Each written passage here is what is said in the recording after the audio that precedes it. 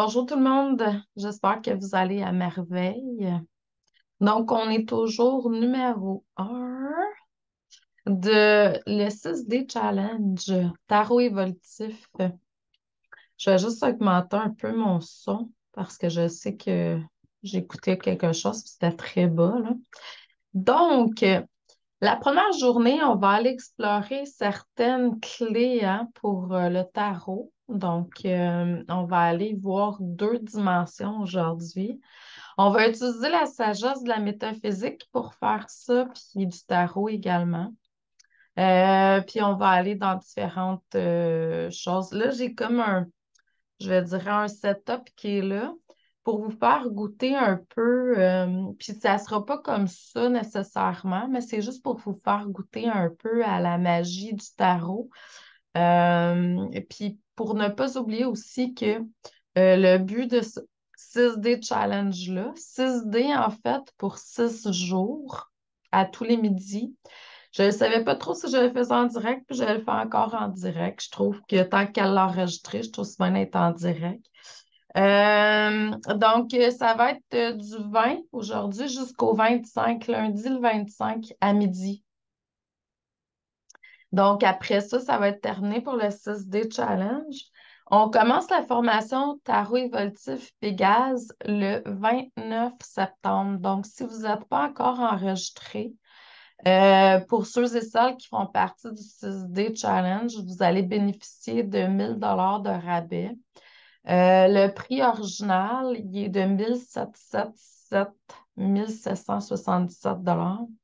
Puis là, je vous le fais à 777 jusqu'au 29 minuit. Donc, là, premièrement, ce qu'on va aller explorer, c'est la carte du battleur au tarot. Donc, si vous avez un jeu de tarot avec la carte du battleur, ça serait super de la sortir parce que vous allez en avoir besoin. Je sais que c'est pas tout le monde qui utilise le même tarot. Allez-y avec ce que vous ressentez. Moi, je vais vous présenter aujourd'hui le tarot euh, psychique, tarot ésotérique des fées. Donc, c'est le battleur. Je vais vous demander d'avoir cette carte-là proche pour que vous puissiez faire les exercices qui viennent, puis sortez en même temps celle du diable, tant qu'à faire, là.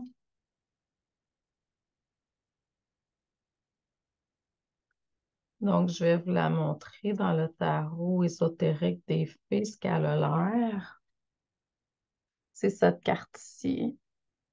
Mais vous pouvez utiliser toute carte tout jeu, en fait, qui vous interpelle. Vous n'êtes pas obligé d'aller dans celui des filles. Vous n'êtes pas obligé d'avoir le tarot de Marseille. Dans Pégase, en fait, le membership Pégase, parce que c'est un espace membre, ce que je vais faire, c'est que je vais faire différents tirages. Je vais vous le montrer. Puis je vais vous demander aussi de partager vos trucs à vous pour que les gens puissent se pratiquer. Et puis, je vais vous demander d'utiliser plein de sortes de jeux, là. C'est pas juste un jeu en particulier. Puis en plus, moi, ce que je vais faire, c'est que je vais faire des lectures, puis je vais vous montrer les cartes, puis je vais utiliser plein de jeux différents. Donc, ça va être comme ça va fonctionner dans le membership Pégase. Donc, aujourd'hui, le battleur, en fait, hein, dans le tarot, il symbolise, bon, plein de choses, mais dont le potentiel infini qui réside en vous. En fait, il est le maître de l'art de la transformation et de la réalisation de ses rêves, hein. C'est sûr que ça, c'est quand on est dans l'énergie positive. Je vais vous en reparler plus tard, là. Fait qu'aujourd'hui, ce que je vais vous demander de faire comme premier exercice, c'est de créer un plan d'action qui va être basé sur vos objectifs pour explorer en fait ce potentiel infini qui est là à l'intérieur de vous. Je vais vous demander de prendre la carte du battleur, de vous asseoir en méditation pendant quelques instants, puis de bien la ressentir. Ça, c'est un exercice que je vais vous demander de faire tantôt, là, au cours de la journée. Je vais vous donner plusieurs exercices. Je ne les nommerai pas à la fin, mais ça fait partie du challenge. Puis n'oubliez pas de les faire. Puis si vous les faites, puis vous voulez partager vos choses, là, ça se peut que je fasse ça chaud, là, le nez me pique. Euh, je vais vous demander d'aller sur le groupe, ben là, c'est 5D, 6D Challenge, là, le groupe des challenges, puis d'aller écrire qu'est-ce que vous avez vécu, si vous avez le goût de partager avec nous. Ensuite, bon, le battleur, en fait, je vous disais que, bon, dans son aspect négatif, dans ses aspects négatifs, ben, on peut être très inconscient des outils qu'on a à l'intérieur de nous, qu'on possède, parce que tous les outils sont à l'intérieur de nous, puis ça peut être une carte d'immaturité. Donc, on a beaucoup le thème de l'inconscience puis d'immaturité dans ces aspects négatifs, mais dans ces aspects positifs, ben, il y a tous les outils nécessaires pour faire tout ce dont il veut. Euh, donc, je vais vous demander de créer un plan d'action basé sur vos objectifs. Vous allez prendre un moment pour réfléchir à aux objectifs actuels. Qu'est-ce que vous désirez atteindre? Vous pourrez le réutiliser après là, pour d'autres objectifs. Que souhaitez-vous accomplir dans différentes sphères de votre vie, que ce soit sur le plan professionnel, relationnel, personnel ou spirituel? Vous allez prendre le temps d'écrire ces objectifs-là de manière claire et spécifique. Plus vous allez être précis, plus ça va être facile de travailler en direction de leur réalisation. Vous allez identifier les étapes nécessaires pour atteindre chaque objectif. Quelle action concrète pouvez-vous entreprendre pour progresser vers eux? Vous allez créer un calendrier ou un plan de suivi pour vous assurer de rester sur la bonne voie. Vous allez définir des délais qui vont être réalistes pour chaque étape. Rappelez-vous de toujours vous souvenir que vous avez un potentiel infini à l'intérieur de vous pour réaliser tous vos rêves. Puis utilisez cette croyance-là pour vous motiver lorsque vous faites face à des défis, à des challenges. Là, on va aller explorer la loi de la volonté. La loi de la volonté, c'est un concept qui joue un rôle significatif dans nombreuses traditions métaphysiques et spirituelles à travers le monde, hein. Cette loi repose sur l'idée que la volonté humaine a le pouvoir de façonner la réalité, de créer des expériences individuelles et même collectives. Voici une description plus en profondeur de la loi de la volonté selon la métaphysique et la spiritualité. Donc, la volonté comme force créatrice, hein, selon de nombreuses traditions métaphysiques et spirituelles, la volonté est considérée comme une force créatrice qui est puissante. Elle est vue comme la capacité de l'esprit à influencer le monde physique et spirituel. Cette notion repose sur l'idée que nos pensées, nos intentions et nos désirs ont un impact sur notre réalité. La loi de l'attraction, hein, c'est un concept étroitement lié à la loi de la volonté. La loi d'attraction est popularisée par le livre ou le film The Secret. Là, je ne sais pas si vous l'avez regardé. Cette loi enseigne que quoi que ce soit qu'on pense, hein, qu'on désire, finit par se manifester dans notre vie. Elle soutient que si nous nous concentrons notre volonté, nos pensées positives et des désirs, nous attirerons des expériences positives dans notre réalité. Le pouvoir de la pensée positive aussi, de nombreuses philosophies et religions mettent l'accent sur l'importance de la pensée positive et de la volonté positive. Elles estiment que la focalisation, focus, sur des pensées positives peut non seulement améliorer la qualité de notre vie, mais aussi influencer le cours des événements de façon bénéfique. Fait que c'est important d'avoir un focus avec des pensées positives.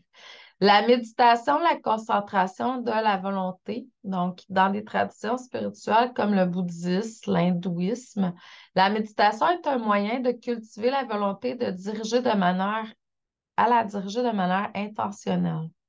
La méditation permet de calmer l'esprit, de développer des concentrations et de canaliser la volonté vers des objectifs spirituels. La responsabilité personnelle, la loi de la volonté implique souvent une grande responsabilité personnelle. Donc, elle suggère que nous sommes responsables de nos pensées, de nos émotions et de nos choix, et que ces éléments influencent directement notre réalité. Par conséquent, il est essentiel de comprendre ou de prendre conscience de nos intentions et de nos désirs pour créer une relation qui est dite positive. Selon les enseignements religieux dans diverses religions, la volonté est un élément central de la relation entre l'homme et Dieu.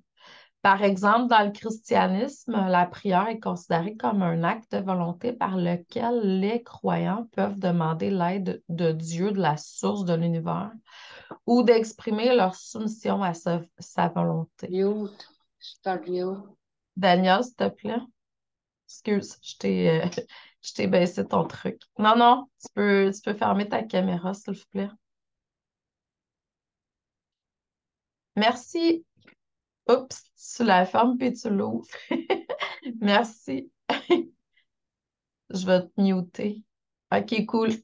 L'évolution spirituelle, donc certains enseignements spirituels affirment cul- que la cultivation de la volonté peut conduire à une évolution spirituelle qui est profonde. En développant une volonté alignée avec des valeurs, des principes élevés, on peut transcender les besoins égoïstes et se rapprocher de la réalisation spirituelle. En résumé, la loi de la volonté, selon la métaphysique, la spiritualité met l'accent sur le pouvoir de l'intention. Ça, je vous en parle vraiment beaucoup à tous ceux et celles qui me suivent, là. De la pensée, de la concentration pour influencer la réalité.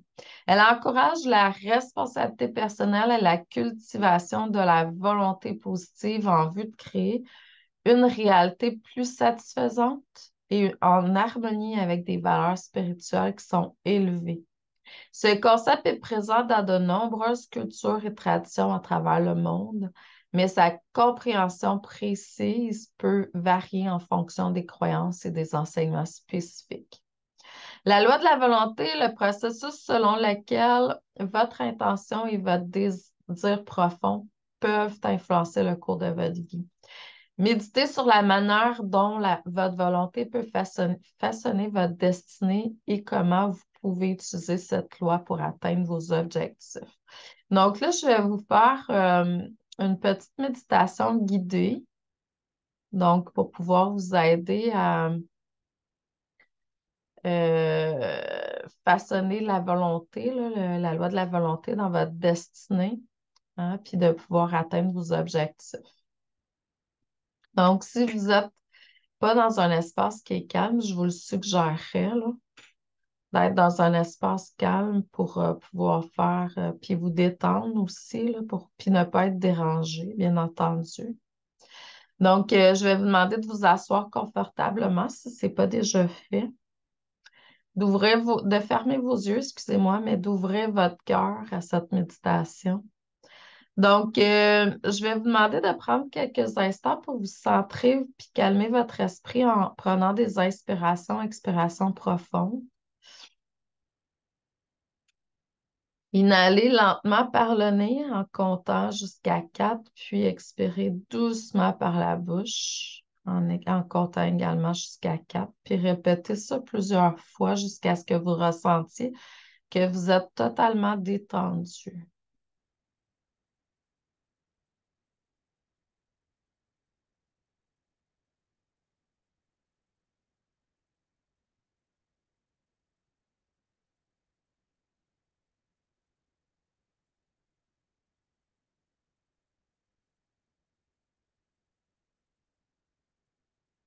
Visualisez-vous dans un endroit paisible, entouré par une lumière douce et bienveillante.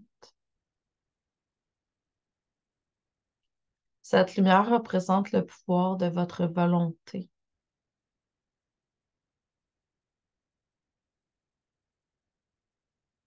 Prenez conscience de vos objectifs et de vos désirs. Quels sont les rêves que vous voulez réaliser? Imaginez-les clairement et sentez l'excitation, la motivation qu'elle génère en vous.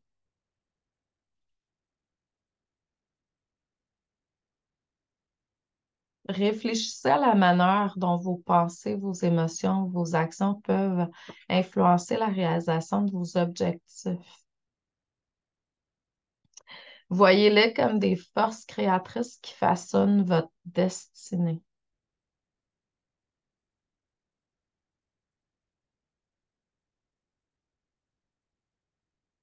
Maintenant, concentrez-vous sur votre volonté.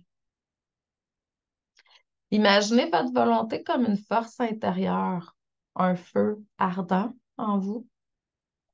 Visualisez ce feu de la volonté grandir en vous, devenir de plus en plus lumineux et puissant. Répétez mentalement les affirmations positives qui viennent renforcer votre confiance en votre volonté et votre capacité à réaliser vos objectifs. Ça peut être quelque chose que vous ressentez, mais je vais quand même vous donner des exemples. Ma volonté est forte et puissante. Je suis capable de créer ma propre destinée. Ma volonté est forte et puissante. Je suis capable de créer ma propre destinée. Ma volonté est forte et puissante et je suis capable de créer ma propre destinée. Là, je vais vous demander de visualiser votre destinée. Vous allez vous imaginer maintenant votre destinée telle que vous la souhaitez. Visualisez chaque étape de votre parcours vers la réalisation de vos objectifs. Voyez-vous réussir? Ressentez la joie, la satisfaction de vos accomplissements. Maintenant, imaginez que vous prenez des actions concrètes pour atteindre vos objectifs. Vous allez vous visualiser agissant avec détermination, persévérance et confiance. Et ressentez la satisfaction de chaque étape franchie.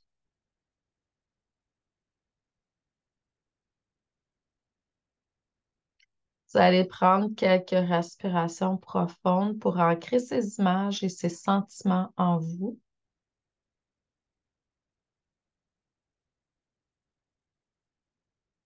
Et lorsque vous allez terminer, lentement, vous allez revenir à la conscience du moment présent en ouvrant doucement vos yeux. Gardez en vous cette confiance en votre volonté, votre capacité à façonner cette destinée, votre destinée, sachant que vous avez le pouvoir de la créer, de créer votre réalité comme vous la souhaitez. Donc, refaire cette méditation-là tranquillement, peut-être peser sur pause pour pouvoir vraiment vivre tout ce qui est à vivre, là. Puis ensuite, écrivez ce que vous avez reçu. Ça va vous aider. Si vous n'avez pas d'idée, c'est pour vraiment faire vos plans, votre destinée, puis vos objectifs. Ben avec ça, vous allez pouvoir y arriver là, facilement. Excellent. Donc, maintenant, on va passer à la deuxième dimension clé. C'est avec la carte du diable. Puis là, on parle de persévérance. Il représente dans son aspect positif, le diable, la persévérance, une force intérieure. C'est pas la carte de la force pour moi, c'est vraiment celle qui est nommée la force, mais il y a quand même une puissance intérieure assez exceptionnelle. Puis une capacité à surmonter les obstacles. Moi, c'est comme ça que je la vois. Quand vous serez dans la formation Pégase, pour ceux qui l'ont acheté, vous allez voir que j'ai fait une méditation sur les cartes majeures, puis la carte du diable, moi, je la vois comme une carte de libération. Donc, mais le thème ici, c'est vraiment la persévérance, là. Donc, je vais vous demander encore de prendre le temps de vous asseoir après la formation avec la carte, puis vraiment bien la ressentir en méditation. Là, avec ce point-là, ce qu'on va aller voir, c'est on va se créer une liste de citations inspirantes pour nous aider à nous reconnecter à la persévérance. Donc, vous allez rechercher sur Internet ou ailleurs, là, si vous avez d'autres formes de recherche. Donc, ça peut être des livres ou autres, là, des revues, peu importe, là. Des choses que vous avez entendues à la télé ou vous allez rechercher des citations inspirantes sur la persévérance. Donc, je vais vous demander, ça peut vous provenir de philosophes, d'auteurs, de leaders spirituels, de personnes qui ont surmonté des défis dans leur vie. Là, je vais vous donner quand même euh, quelques exemples, puis après ça, vous ferez vos recherches. Le succès, c'est tomber 7 fois et se relever 8. C'est proverbe chinois, japonais, excusez-moi. La persévérance n'est pas une longue course, c'est beaucoup de courses courtes, une après l'autre. L'effort continu, non pas la force ou l'intelligence, c'est la clé pour déverrouiller notre potentiel. Winston Churchill. Le succès est la somme de petits efforts répétés jour après jour. La persévérance n'est pas une longue marche, mais beaucoup de petits pas. La persévérance est la clé. Si vous abandonnez au premier obstacle, vous n'atteignez jamais la ligne d'arrivée. Les gagnants sont simplement ceux qui ont fait plus d'erreurs que les autres, mais qui n'ont jamais abandonné.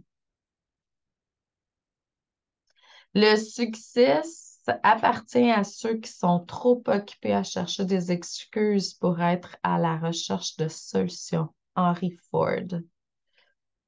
La persévérance, c'est la qualité la plus difficile à développer. Il est plus facile de rester au lit un jour de pluie que de s'entraîner.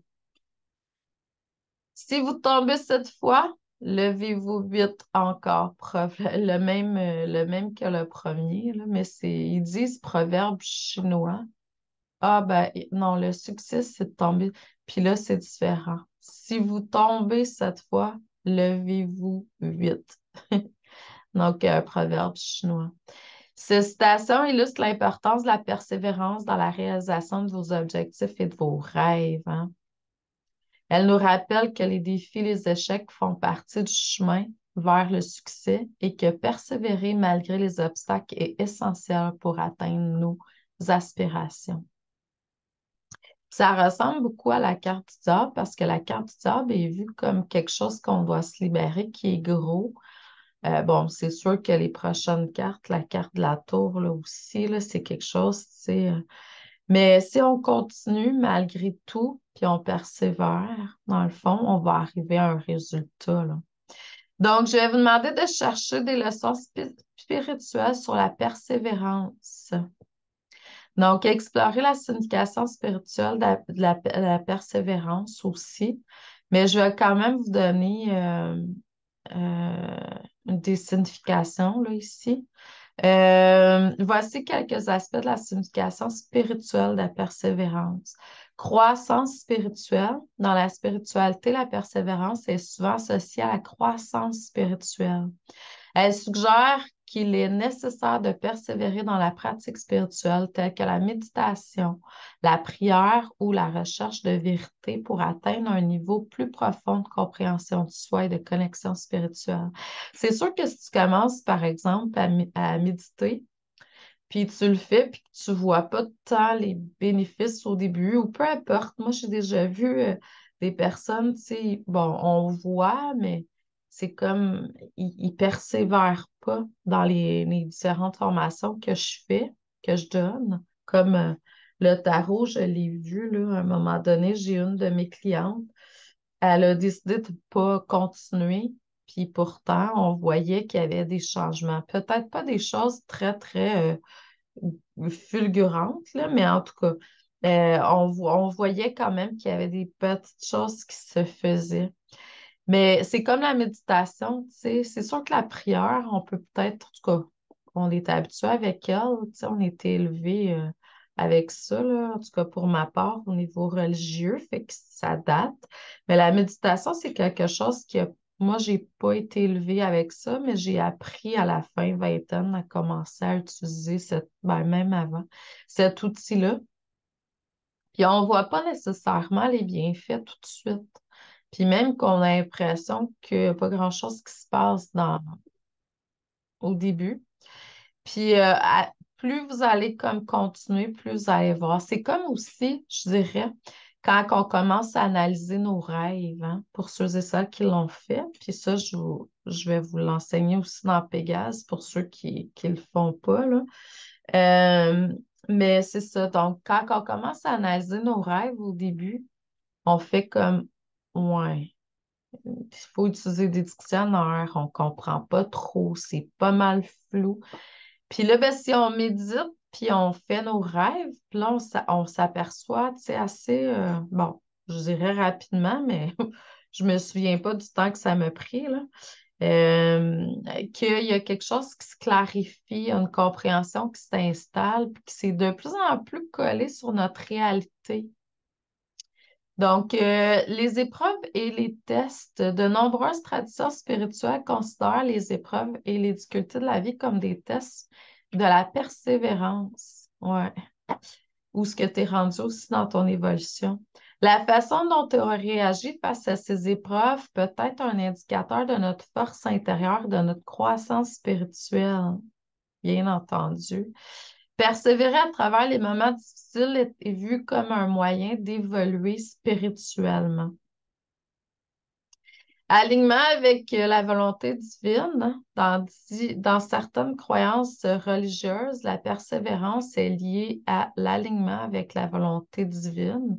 Elle implique de rester fidèle à ses convictions spirituelles et de continuer à suivre le chemin spirituel malgré les obstacles et les tentations. La quête de la vérité, hein, pour de nombreuses personnes engagées dans la quête spirituelle, la persévérance est nécessaire pour explorer les questions profondes sur la vie, le sens de l'existence et la nature de la réalité. Elle implique de ne pas abandonner la recherche de réponses, même lorsque les questions sont complexes. L'effort constant, la persévérance dans la spiritualité implique souvent un engagement constant envers la pratique spirituelle et l'amélioration du soi. Cela peut signifier la méditation quotidienne, la prière régulière, l'étude des enseignements spirituels ou d'autres actes de dévotion. C'est sûr que plus que vous êtes en train de vous nourrir ou pratiquer quelque chose, tu sais, c'est ça que je dis tout le temps en énergie puis en spiritualité, c'est que ça crée un chemin. Tu sais, tu commences à porter ton attention sur tes rêves, mettons, la nuit. Ben là, oups, tu sais, l'univers a fait comme, oh, elle a un intérêt pour ça, fait que ça s'opère différemment. Puis on les voit de plus en plus aussi, tu sais, comme quand on commence à voir les signes que la vie nous envoie, tu sais, on commence à les voir de plus en plus. La purification de l'âme, dans certaines traditions spirituelles, la persévérance est vue comme un moyen de purifier l'âme. En persévérant dans les recherches de la vérité, en surmontant des obstacles intérieurs tels que l'ego et l'attachement, on peut progressivement atteindre un état de pureté spirituelle. Ça, c'est clair, là. Euh, Vous allez voir, là, dans le mois d'octobre, là, je vais avoir un challenge, là, qui va être là. Je sais pas si ça va être un 6 ou un 7D encore, mais ça sera probablement pas un 5D. Ce que je vais faire, c'est que je vais vous amener à aller dans des outils de mon cours qui s'appelle Apprendre à être un ange humain parce que je vais avoir une nouvelle plateforme qui va sortir à la fin octobre, justement sur apprendre à être un ange humain. Puis c'est basé sur un processus de 9 mois. Donc, vous allez recevoir des outils à tous les mois. À chaque mois, ça va être pour différents corps énergétiques, partant par le corps physique, corps astral, etc. Puis on va travailler plein d'outils pour être en maîtrise, puis faire la purification, justement. Fait que là, il va falloir être vraiment dans un processus de persévérance accrue. L'union avec le divin, pour certains, la persévérance dans la spiritualité est le moyen de réaliser l'union avec le divin ou l'expérience de l'illumination spirituelle. Elle représente le voyage vers une plus grande harmonie avec l'univers ou l'absolu. Donc là, je vais vous demander une question que je vais vous demander de répondre après le challenge. Ben, vous pouvez le faire aussi pendant, mais c'est tous des exercices à faire pour la journée. Comment la persévérance peut-elle vous aider à grandir sur le plan spirituel, à votre avis? Je vais vous demander de méditer sur les leçons que vous tirez, hein, de votre propre parcours de persévérance. Puis là, je vais vous faire quand même une méditation guidée là-dessus, mais si vous voulez la faire en méditation par vous-même, c'est OK. Donc, c'est sûr que là, encore une fois, je vous demande d'être dans un endroit calme, de vous détendre, puis un endroit où vous n'allez pas être dérangé, de vous asseoir ou de vous coucher confortablement, le dos droit avec les yeux fermés. Puis là, je vous demande de prendre quelques instants pour vous recentrer, détendre votre corps et votre esprit en respirant profondément.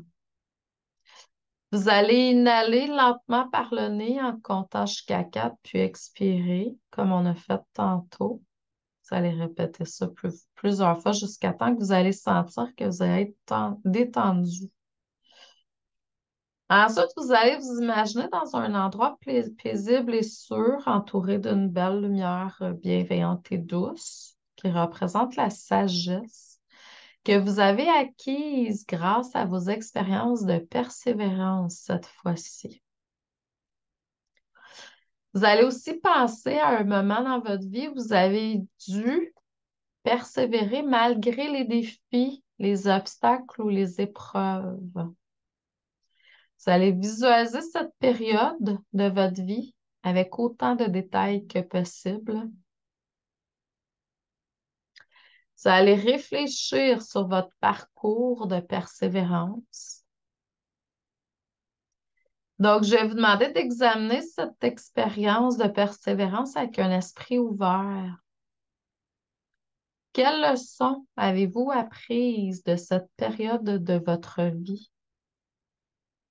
Quelles compétences avez-vous développées? Comment avez-vous grandi en tant que personne? Pensez aux émotions que vous avez ressenties aussi durant cette période. Y avait-il de la frustration, de la tristesse, de la colère ou de la peur? Comment êtes-vous arrivé à gérer ces émotions-là à ce moment-là? Qu'avez-vous appris sur vous-même en les traversant? Là, faites-vous-en pas, là, vous allez recevoir tantôt un document que je vais mettre sur le groupe Facebook, là. Pour ceux et celles qui ne sont pas inscrits au groupe du 6D, 5D Challenge, des challenges, là, je vous dirais, enregistrez-vous pour que vous puissiez avoir accès à tout ça parce que tout va être là. Réfléchissez au soutien, aux exercices qui vous ont aidé à persévérer. Que pouvez-vous apprécier de ces ressources et comment pouvez-vous les utiliser dans d'autres domaines de votre vie?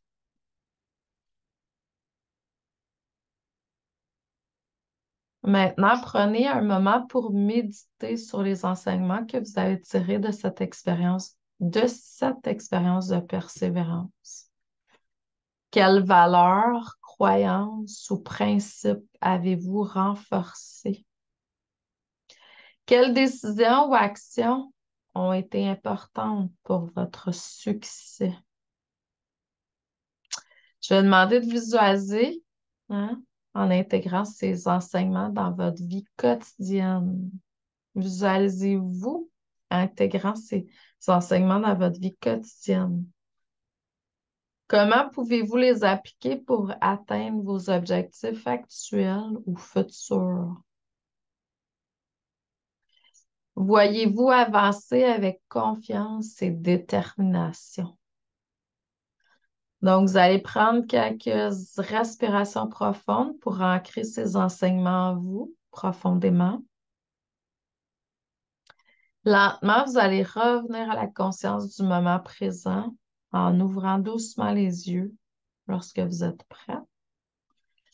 Gardez en vous les précieux enseignements, leçons de persévérance et utilisez-les pour guider dans votre chemin futur. Vous avez la sagesse nécessaire pour surmonter les défis qui se présentent à vous. Donc, pratiquez régulièrement cette méditation pour approfondir votre compréhension de votre propre parcours de persévérance et utilisez les leçons comme source d'inspiration et de croissance dans votre vie. En explorant le potentiel infini qui réside en vous et en cultivant la persévérance, vous êtes sur la voie de l'atteinte de vos objectifs tout en favorisant votre bien-être spirituel. Donc, vous avez reçu 2 dimensions clés de votre vie présentement qui vont vous guider dans une transformation profonde et positive. Donc, si ça n'a pas déjà été fait par le passé, comme devoir, je demande premièrement de vous présenter sur le groupe Facebook, de faire les exercices qui ont été demandés dans le challenge numéro 1, de la journée numéro 1, puis de venir écrire les moments wow du jour sur le groupe Facebook par rapport à qu'est-ce que vous avez appris, pris conscience, guéri.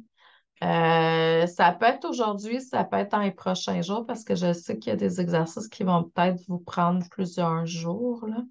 Puis n'oubliez pas que vous avez jusqu'au 29 septembre minuit pour vous inscrire avec un rabais de 1 000 $ sur la formation Pégase.